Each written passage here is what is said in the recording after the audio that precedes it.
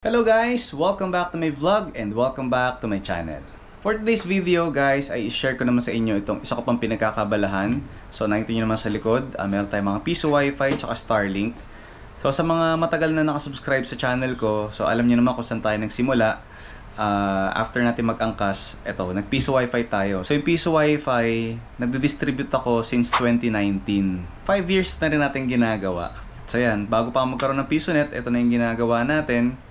And actually yung part nung puhunan para sa PisoNet galing sa pagde-distribute ko ng Piso Wi-Fi. So gusto ko lang i-share sa inyo itong Piso Wi-Fi natin kasi alam ko ang daming gustong magkaroon ng negosyo, lalo nung nauso ngayon yung PisoNet. So ang daming gustong mag-start, 'di ba? Ang problema, mataas ang puhunan and also naguguluhan sila kung ano ba talagang gusto nilang gawin or gusto nilang simulan, kung PisoNet ba or Piso Wi-Fi. So kung namimili ka kung anong gusto mong negosyo ang simulan, then definitely magkakaroon ka ng idea after mo mapanood tong video na to.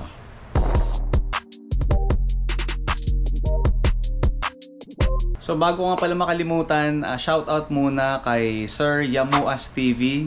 So nagulat ako, nag-comment siya kasi isa yan sa mga sikat na vlogger pagdating sa Piso Wi-Fi. So shoutout sa iyo sir, salamat sa pagbisita mo sa channel ko. And syempre salamat din muna sa mga nag-avail nito. So sold out na po ito Ito yung isa kay Ma'am She Odato ng Pangasinan.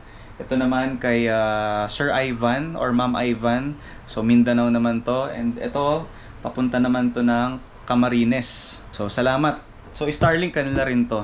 So thank you very much. So para sa mga hindi pa nakakaalam kung ano ang Piso Wi-Fi. So ang Piso Wi-Fi sa madaling salita ay device siya na pag kinonect mo siya sa existing internet mo. So pag kinabit mo to, ang trabaho niya is magbato ng internet connection sa mga clients. Pero hindi libre. So parang PisoNet din siya. Bago ka makagamit ng PisoNet, maghuhulog ka muna. So same concept sa Piso Wi-Fi, maghuhulog muna sila ng barya bago sila magkaroon ng internet. So bigyan ko kayo ng simpleng comparison between Piso Wi-Fi and PisoNet. So unahin natin yung initial investment. Magkano ba ang initial investment natin pagdating sa Piso Wi-Fi?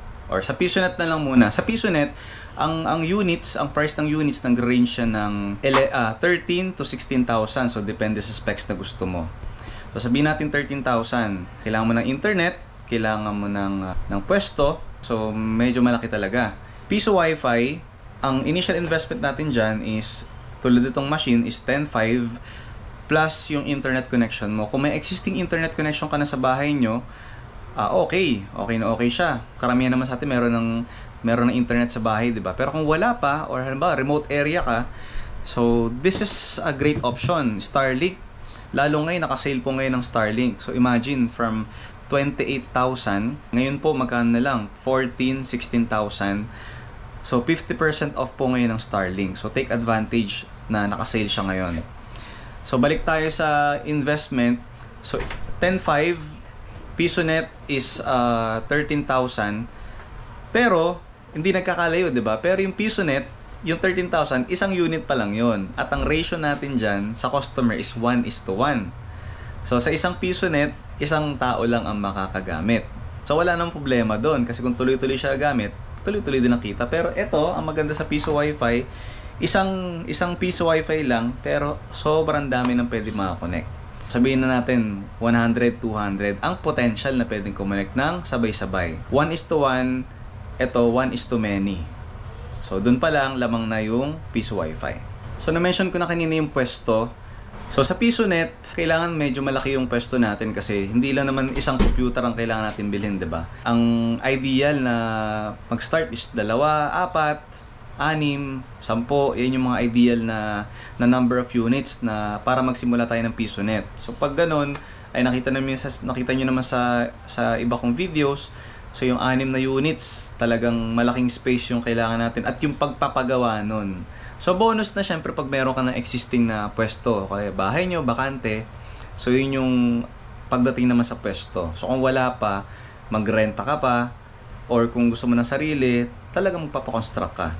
So sa Piso Wi-Fi, ang kagandahan naman sa kanya ay pwedeng, since maliit lang siya, tsaka isa nga lang, pwedeng sa pader ng bahay nyo, Kung may tindahan ka, pwedeng kasama ng mga paninda mo. So kung nag-rent ka naman, talagang sobrang liit lang na space ang makukonsumo niya. Kaya +1 sa piso wifi. So next naman natin is yung power consumption or electricity or kuryente sa madaling salita. So sa PisoNet, alam niyo naman yan. Pagdami ng units, pagtaas ng kuryente. So bigyan ko kayo ng idea. So dito sa Fairview, yung 1 week kasi na kuryente is umaabot ng 600. So 600 nag-average. So sa Batangas, ganun din. Sa 10 units yun 10 units, nasa 600 din ang weekly. So sa isang buwan, natin mga 3,000 ang isang buwan. So depende sa dami na naglalaro. Sa Piso Wi-Fi, sobrang baba po na kuryente niya kasi 10 watts lang siya. Kaya ang konsumo niya, so merong video na ginawa, pandemic pa yon, ilagay ko na lang sa description. So ang konsumo niya is nasa 10 kilowatts sa isang buwan. So hindi ko lang tanda pero ang baba nun. So pag kinumpute natin yung mga nasa 70 to 100 pesos lang ang isang buwan. So pagdating naman sa target market, so halos same naman sila. Sa PisoNet, ang target market natin dyan, syempre, yung mga estudyante, mga gamers. So yun yung target natin. So more on teenager hanggang binata. Tapos, kailangan dyan, meron tayong loyal customer kasi, ano yun paulit-ulit lang yung maging customer natin. So, tulad dito, tsaka sa Batangas. So, sila lang din yung gumagamit. So, mostly talaga kabataan. So, yun yung target market ng PisoNet. Which is okay din naman. So, sa Piso Wi-Fi, mas malaki ang target market kasi bakit? Lahat ng cellphone na pwedeng kumonect sa Wi-Fi, target natin lahat yan, di ba? Alam natin kahit sa pinakamahirap na lugar sa Pilipinas, merong cellphone ang tao kasi very affordable na po ang cellphones ngayon at kaya nung kumonect sa Wi-Fi. So lahat yan sila target market ng Piso Wi-Fi. So imagine mo yung cellphone nila na walang internet, di ba? Ang daming cellphone na walang internet. Either mahal yung data or wala talagang coverage. Pero pag meron kang Starlink, so imagine may Starlink ka, tapos may Piso Wi-Fi ka. Pag open nila ng Wi-Fi, madedetect nila yung signal ng Piso Wi-Fi. So, pag yun agad, pag na-detect nila at kinlik nila yun, diba? Target market mo na agad yung mga taong yun.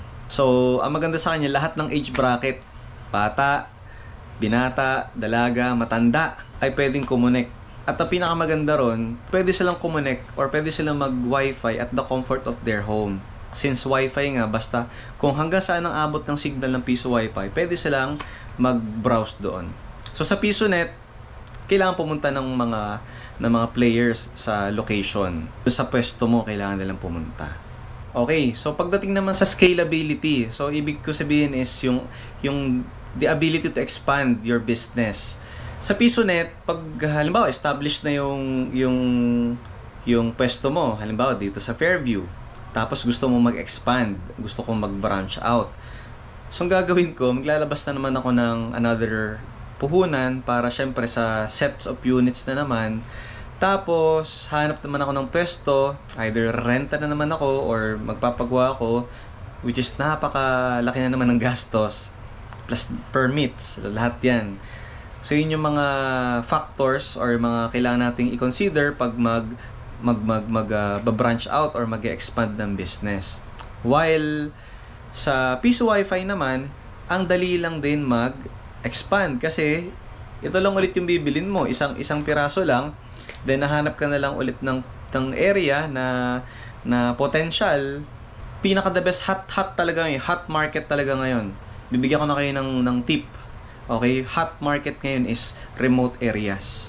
So, yun yung patok ngayon. Ito kaya yung mga orders natin is talagang lagi may kasamang Starlink kasi ang target nila, although hindi sila taga ron or hindi sila doon nag-stay ngayon, so nag-i-invest sila.